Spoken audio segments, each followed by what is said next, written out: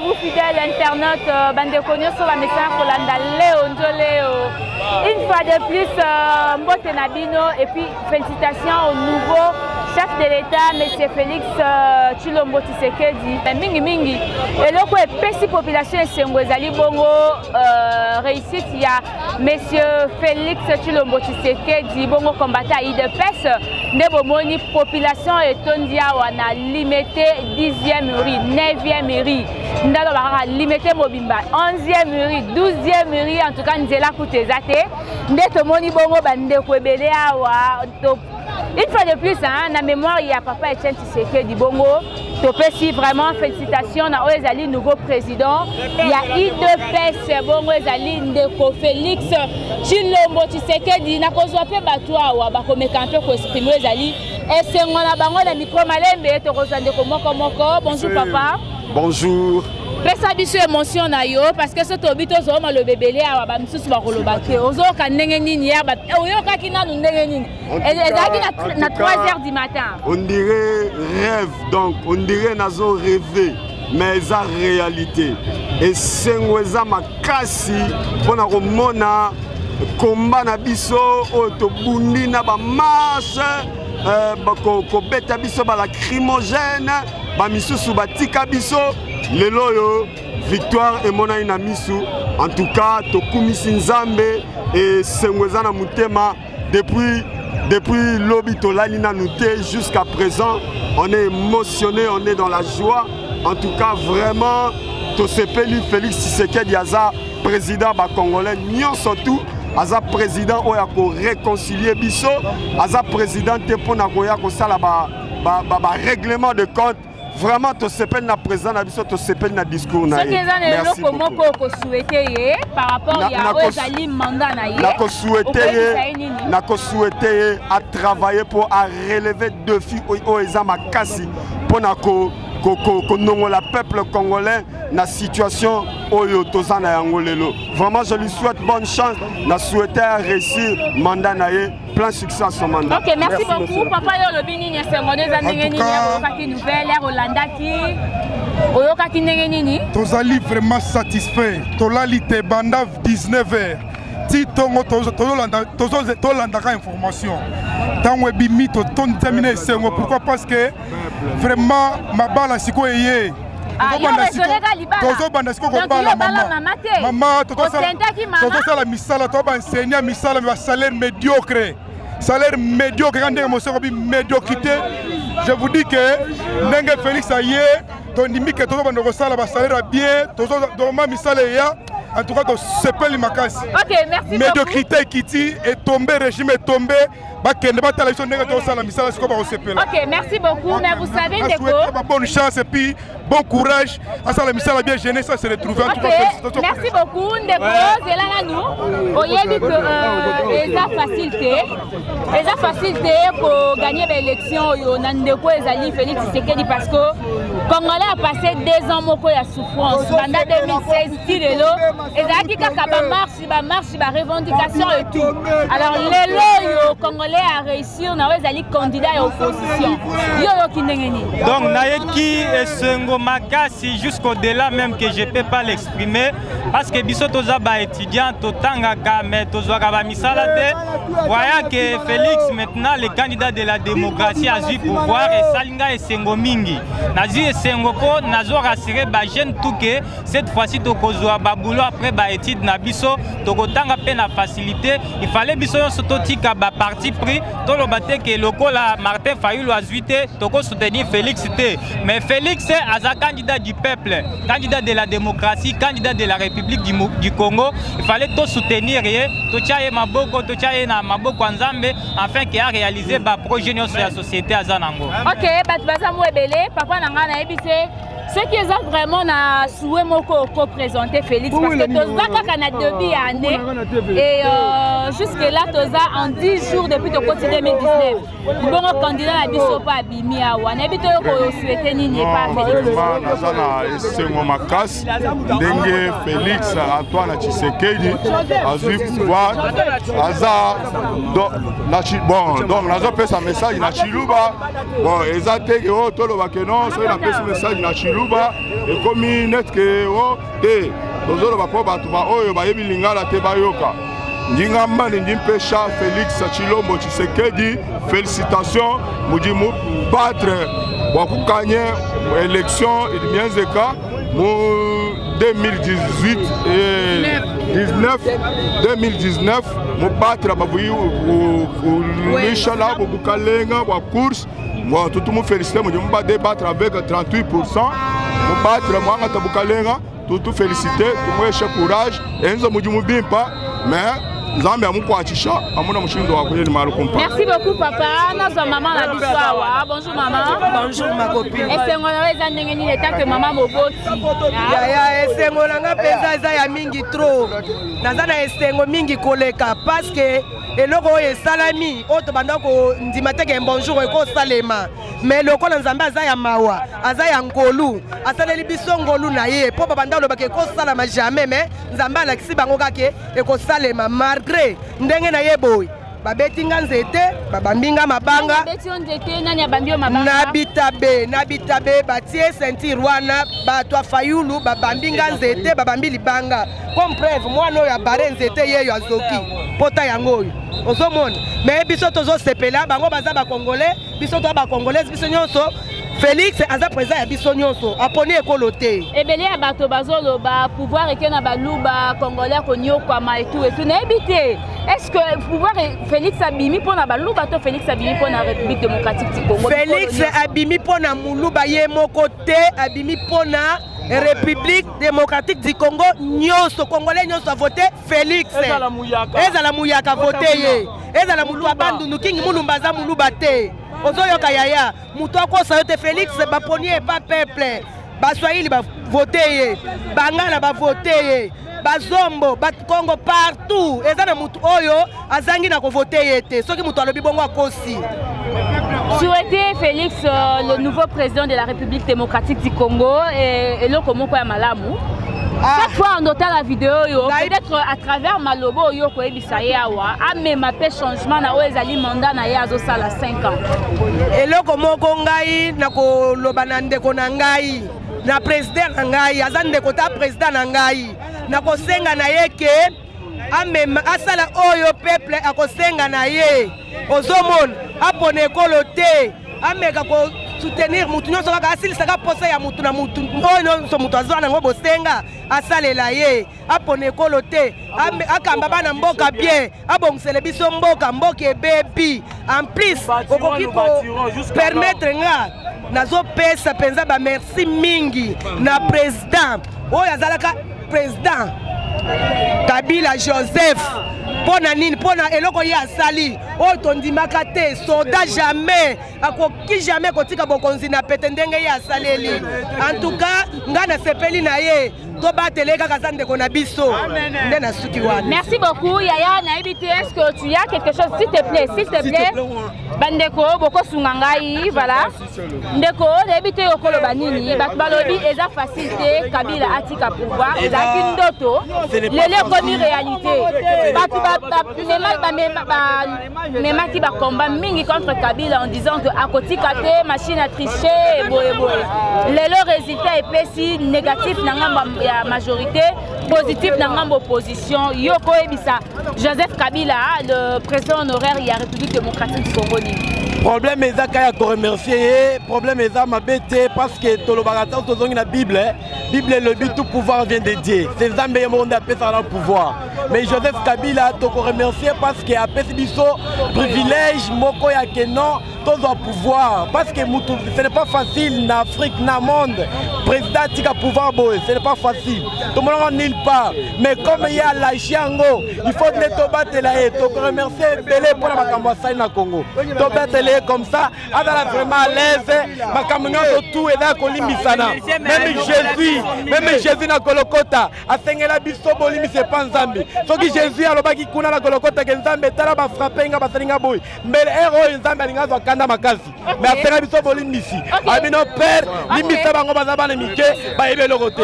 Robeza Bolimi ici, pouvoir Bisso za Bolimi ici. C'est pourquoi bandona Bisso Bolimi. Moi et toi, moi pas me tout baluba. Papa nanga, moi mutier n'habité au quoi exprimer ce moment. Ndeko nanga vraiment cholo ba makambo ebele awa nga pe na sipona ye.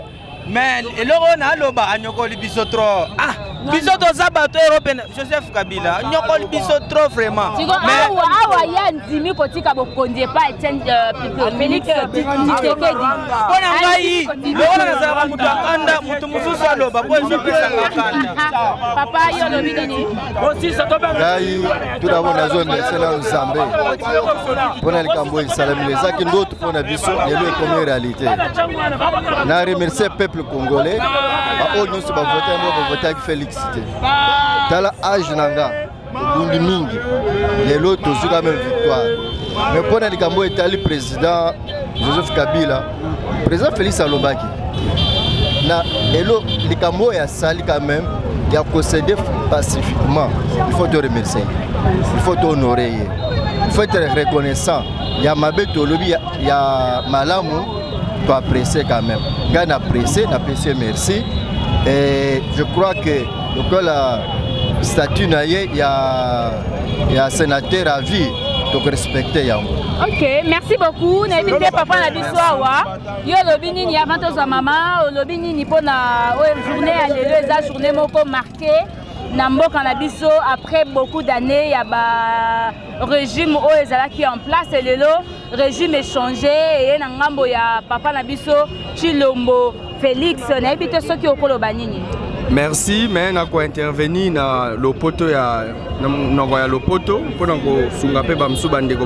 C'est vraiment une bonne chose. Oui, je vais tout d'abord en premier lieu remercier le bon Dieu qui est le maître des temps et des circonstances. Parce que sans sa volonté, nous ne pourrions pas arriver en ces jours dans de telles choses.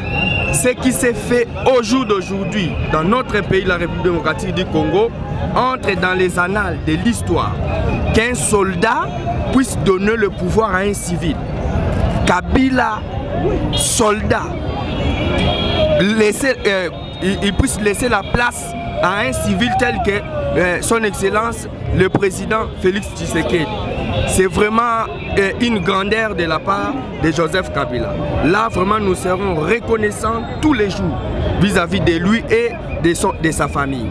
Okay. En ce qui concerne la victoire d'aujourd'hui, ce n'est pas la victoire d'un tribu.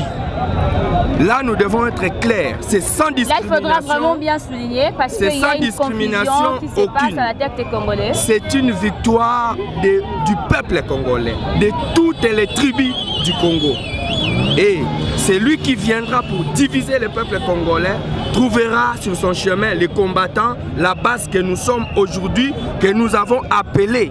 Mais son Excellence, M. Félix Tshisekedi, a renoncé à sa signature de Genève et aujourd'hui, cela a abouti à un grand fruit qui est aujourd'hui la victoire du peuple par les élections. Merci beaucoup, vu qu'il y a beaucoup de gens, na cause de maman la biswawa, est-ce que ngomingi yo so ba maman na ebité yo lobi nini awa mwana obo pambolaki mwana obo zelaki lelo abimi bokonzi na ebité yo koloba nini mwana ngai mama na bino nazopesa bana na ngai na bino nyonso na musala bino bosali nazopesa bino merci ebele nazopesa bino merci pona mboka na biso to bandi kolela kala toleli makasi mama na biso mboko oyo ebebi bukuluna bana babebi bazotanga te mama ngai pona ngai na ndenge ndeko na biso azwi bokonzi oyo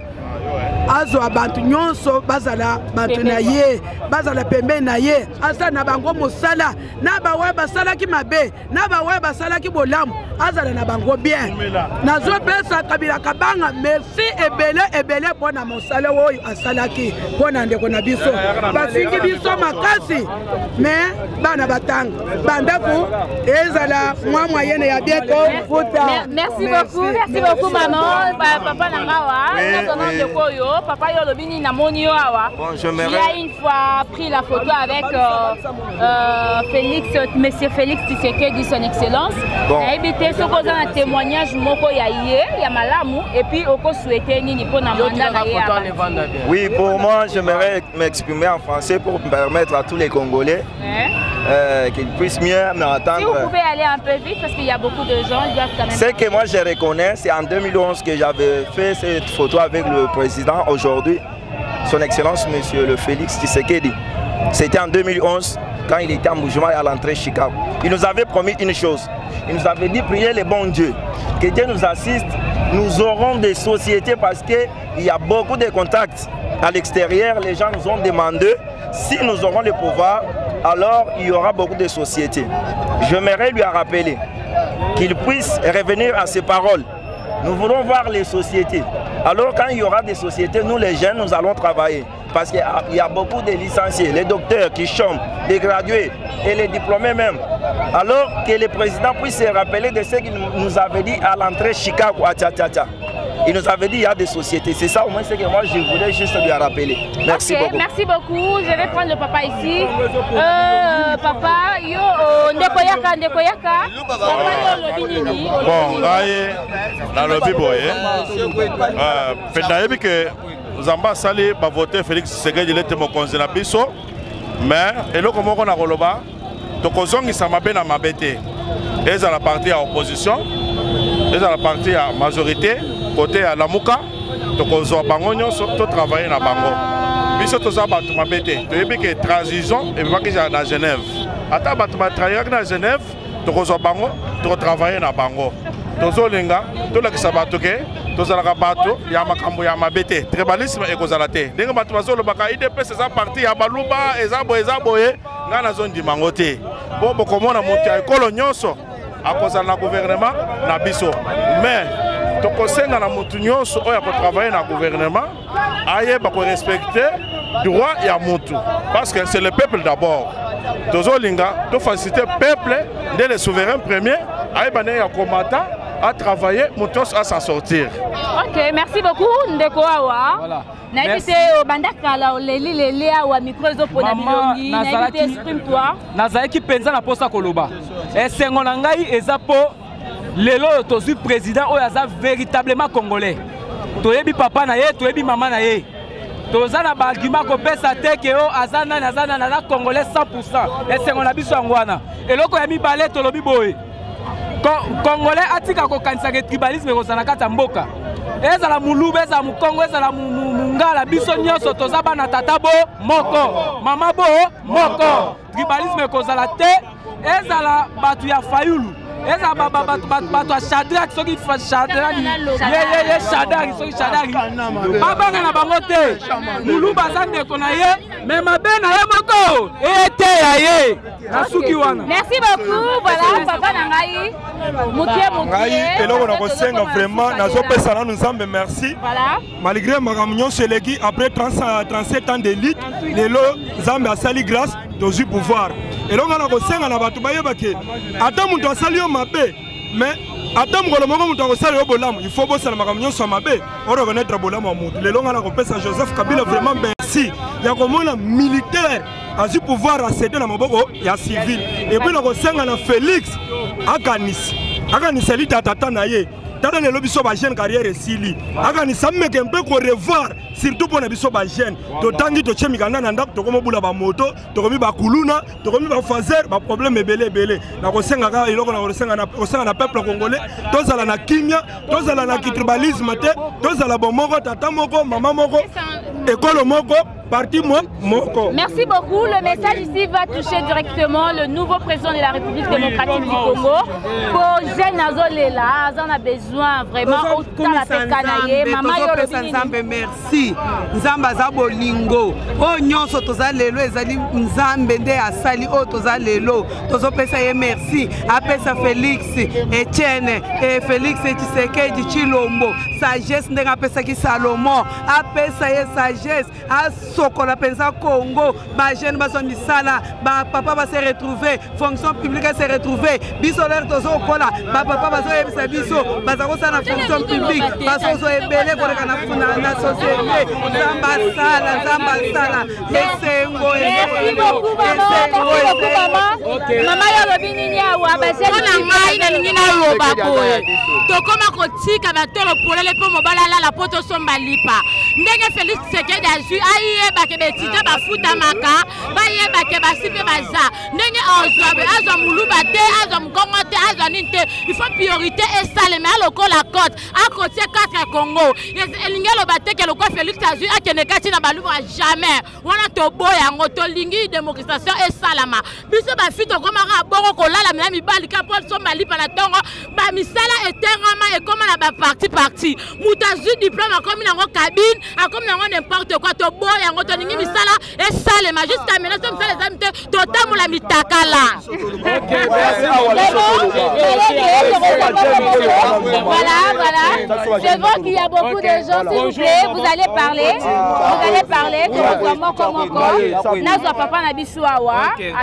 Bonjour, monsieur le président élu. Je vois qu'il y a beaucoup de monde qui cherche les changements. Tu nous as promis les changements. Les changements, c'est quoi? Les jeunes ont besoin du travail, les jeunes ont besoin de bons salaires. Il faut tout modifier, tout ce que Kabila a laissé comme salaire, tu dois modifier tout ça. Les salaires doivent être à temps pour que les parents supportent leurs enfants. On ne voulait pas voir un Félix Tshisekedi qui va encore faire les mêmes choses que Joseph Kabila. Alors, si vous êtes vraiment le président du peuple qui avait écouté la base au niveau du Genève, tu vas encore nous écouter ici à Limité. Nous réclamons le travail des jeunes, surtout ça, et les bons salaires pour les fonctionnaires, les militaires et les jeunes qui n'ont pas étudié, ils vont faire aussi les études dans votre compte. Les enfants vont étudier gratuitement pour épargner les parents, les professeurs, tout le monde. Tu dois signer que même prochainement on vote encore un bon président. Tu vas faire la vérité. Merci beaucoup. Ce n'est pas facile, ce n'est pas facile. Ce n'est pas facile. Quand les gens disent qu'il faudra le travail, un bon salaire, Félix Tshisekedi il faut repasser ça temps à travailler. Na évité papa conception dans cause de la nini parce que le peuple congolais a la souffrance depuis des années et des années. Bandele beba makambonyo se beba. Alors Félix Akoyate na une année soit na 3 mois à Bongi Senior. Il faudra une carrière ou un temps YPA Bongisa aye bandeni ya ko préparer bandeko ba cause la pembe na epombo kaye bandozo relève mukie yo conseil ni le kopesa na oezali nouveau président de la République. C'est vrai, j'ai dit d'abord bonjour à Félix. Vraiment que Dieu vous bénisse. Les jours où moi j'étais élu, il y a eu une forte pluie. Hier encore, pour qu'on me parle que tu as gagné les élections, il y a eu une pluie. Et moi, je comprends que c'est Dieu qui était derrière cette bénédiction-là. Souviens-toi de la lutte de l'UDPS depuis ton père avec les 13 parlementaires. Souviens-toi de toutes les souffrances que nous avons vécues à Kinshasa. Souviens-toi de tout ça, de toutes les marches. Comment on allait, il y a eu Birindo, il y a eu ceci, il y a eu cela, il y a eu beaucoup de Congolais qui étaient morts pendant le temps de Mobutu. Souviens-toi de tous ces temps difficiles que nous avons passés avec les Kabila, les pères. Souviens-toi des temps difficiles que l'UDPS a passé avec Kabila fils au moment où il était amorcé, divisé, paralysé. Dieu t'a fait grâce, tu as réuni les partis. Et nous t'avons accompagné. La base a fait quelque chose. Aujourd'hui, nous sommes contents parce que le pouvoir est là. Mais le pouvoir est succulent. Attention, le pouvoir est succulent. Le pouvoir est succulent. Attention aux conseillers. Nous voudrons que tu aies des conseillers qui sont de champ, de la maison, qui te connaissent et qui connaissent la lutte et le sens de la lutte. Nous voudrons aussi que dans le cadre de la gestion, que ce soit une gestion qui va concorder avec l'esprit de la réalité actuelle dont vit le Congo. Tu as sillonné le monde entier, on t'a adopté partout. Pendant que tu souffrais, tu sillonnais à gauche, à droite, il y a de ceux qui dormaient, qui croyaient que le pouvoir était facile.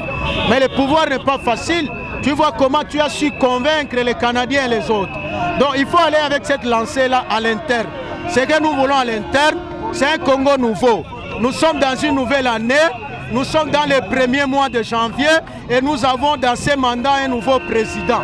Tout doit être nouveau pour toi et tout doit être nouveau pour nous. C'est que nous voulons que le Congo aille de l'avant et que le Congo aille réellement de l'avant partout. Et que tu t'en tiennes à la parole qui est sortie de toi pendant les temps propagande. Okay. Observe ces paroles, mais retiens mon conseil. Le pouvoir est succulent. Attention, attention, attention. Merci beaucoup. En tout cas, si je vous laisse tous parler, sinon nous allons dormir ici. Je vais prendre mon père, papa. Papa, il faudra privilégier aussi le papa. Bajène Balobi, moi Mingi. Bajène Balobi, vraiment ébélé. Papa, message dans les Ganini. En tout cas, pour moi, je remercie d'abord Dieu Tout-Puissant parce qu'il a exaucé notre prière. Nous avons assez souffert dans ce pays. Mais ce que moi je demande à Félix est que d'abord restaurer la justice. La justice d'abord.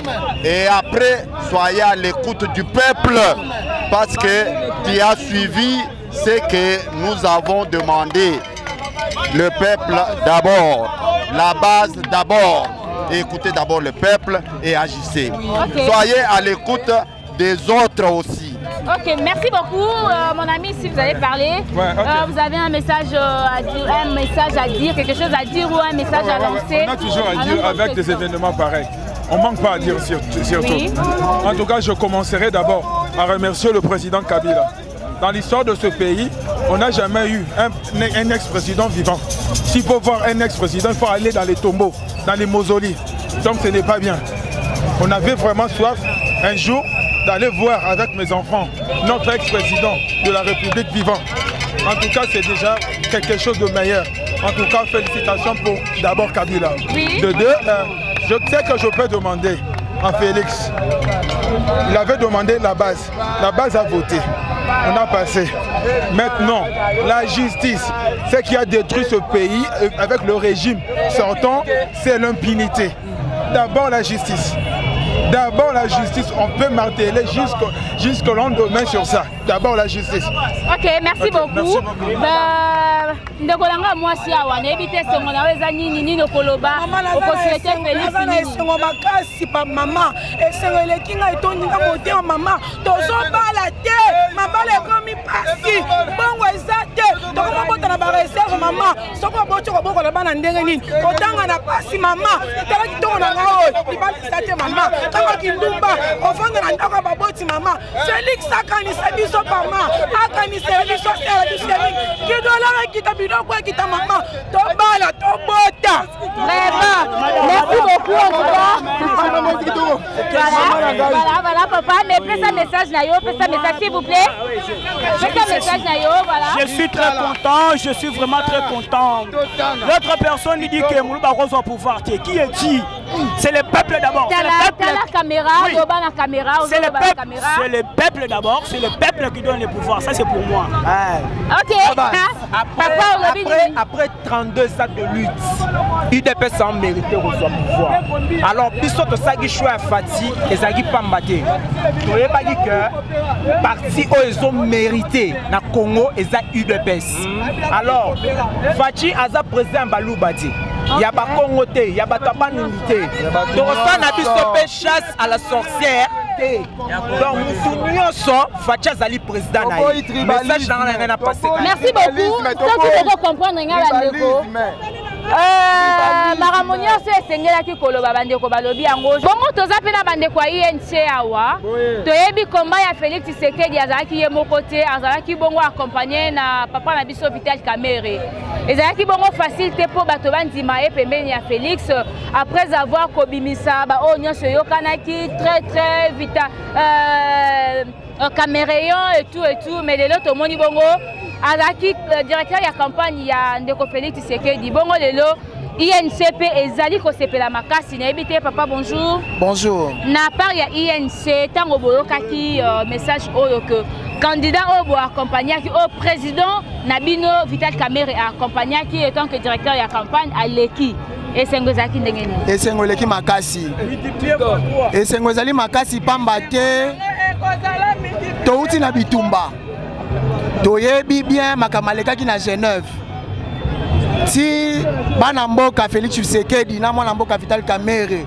tellement que bazali misu makasi balingaki baumba bango baboto la peuple congolais bokonzi totelemelaki yango toke kosala oyo tobengi cash quand pour le changement topesi yango na beaucoup c'est ticket gagnant yango lelo tomoni tozali na sengo makasi longonya na mwana mboka Félix Tshisekedi alongi ayebisi na bayi opposition azali candidat to président de la République ya UNT na UDPST azali président de la République ya peuple congolais et puis victoire na ye ezali ya biso banso longonya mingi merci beaucoup merci papa yo orobakisa nini bandeko na nga naza kobakisaka keloko moko batamato imangbumbi bofungola miso tokotuma mboka te mpo na élection oyo résultat sepesamaki résultat ya vérité sebi papa bon mama bon ekolo bon président bon kombo na ye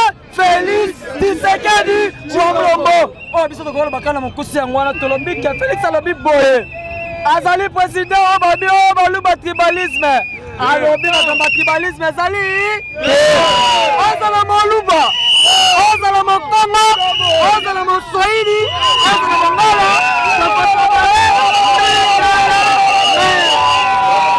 merci beaucoup. Voilà papa, toi tu as un mot à dire au président élu monsieur Félix Tshilombo Tshisekedi. Je ne sais pas si vous avez vraiment à dire ou un conseil à donner ou un message aussi si important.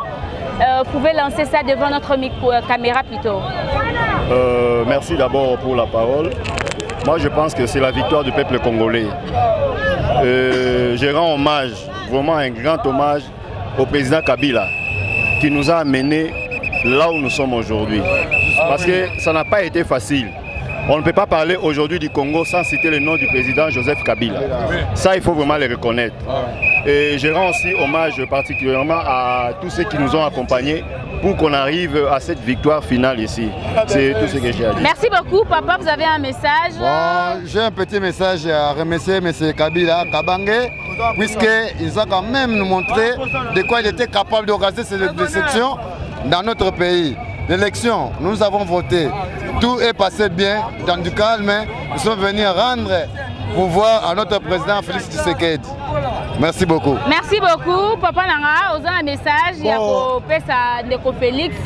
Félicitations. To message beaucoup et ça là et que atala kayo tant voisin à qui tu as beaucoup continué pour y baquer que Congolais pas sengibu. Bon, en tout cas, toi, Nessengo Makasi, il y a le beau saut de remercier non Nzambe Makasi. Et le côté Saka président Félix, Asala Moussala bien, Asala Maramignon so au peuple Azala Ngobo Senga, Alandaka Mingi ba conseil ya batu ya biloba lobate. Donc c'est-à-dire tolingi to zwa voir moko ya sika qui mezala mutunyo so a se retrouver. Donc merci beaucoup. Na koza papa nanga wa ko kapé ba papa za kamala mingi, papa na ebité message na yo ko za nini. Na message nanga tout d'abord nazo féliciter Bantunyo so ba participer na élection pour la kobimisa président na biso.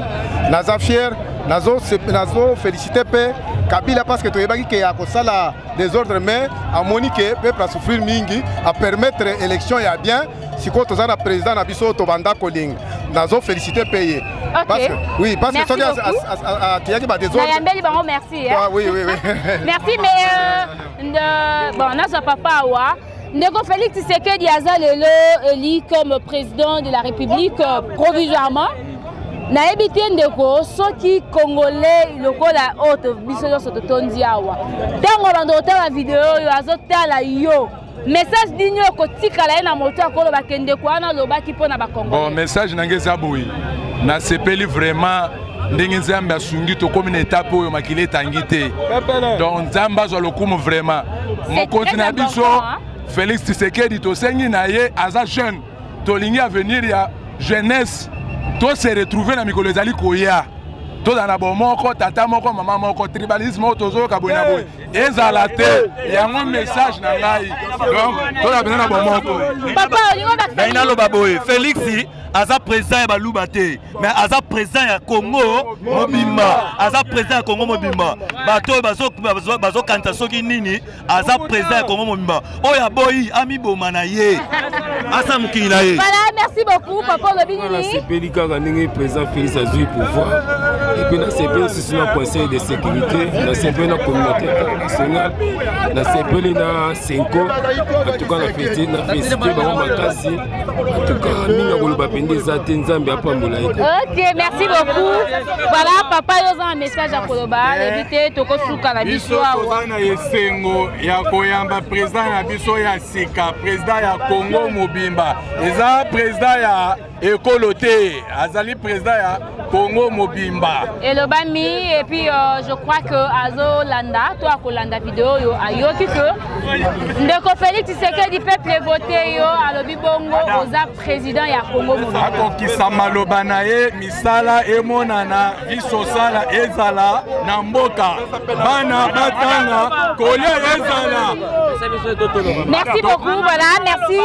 Souffrez que to katawa parce que la télévision c'est le temps, nous avons pris beaucoup de temps. Papa Léli Mingi.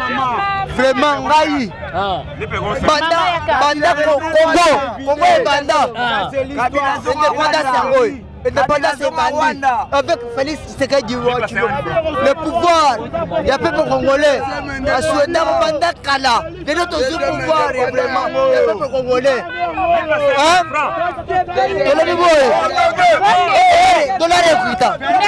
Merci beaucoup Nabandeko Nyonso Bozaki vraiment Libaku ya Kolanda. Léon Njolé Alléluia avec Rebecca Bilendo Pukuta la Servati. Je vous remercie. La ambiance aux alliés on a IDPS et que émission yo bokozwa yango le même jour te to enregistré yango pona bino mokolo nyonso bakozong c'est la biso connexion bokozwa oyezali émission o na ba chaîne YouTube na bandako na bino na bamboka nyonso na Afrique, Amérique, Asie, Océanie et sika nyonso bolandaka Léon Njolé. Je dis un grand merci à Papa Odon Boulamba. Je ne peux pas finir cette émission sans pour autant adresser quelques remerciements à la bandeko basali lelo congolais à Sepela na bandi bongo balobi totika rappel de fois ko zwara marambuka ande biso to zwaka yango. C'est vrai que ezaki facile te lelo po congolais ou Félix Tshisekedi azwa pouvoir ceux qui ezaki combat par combat mais au moins M. Joseph Kabila a ndimi lelo ko céder pouvoir na ndenge bandeko balobi un soldat laisse le pouvoir à un civil et zeloko ezaki vraiment facilité et continue ba analia ya mboka na biso et continue histoire en mboka na biso. Je te remercie son excellence M. Joseph Kabila en tout cas merci beaucoup na oyo esengo yo apporter lelo na mitema ya ba congolais bongo pe na pesi bongo merci na bandeko nyonso balingaki ba voter pour un changement quel que soit na opposition ya Martin Fayulu to ya ndeko Félix Tshisekedi bongo to sengi bongo bozala bongo bomoko botala oyezali pasi ya congolais. Au départ déjà likanisi ya koyoke la peuple ezali déjà na ndebande kwa IDPS toko senga bino bo continuer toujours koyoke la peuple ndeko Félix Tshisekedi lelo ozali élu provisoirement comme président de la République démocratique du Congo. En tout cas, tala peuple oyo atondia on a 10e riz ayeko sepela pour le loyo bimi président. Alors ezali malamu mingi ko zapeton ya ko tala lisu ko tala passe ya population.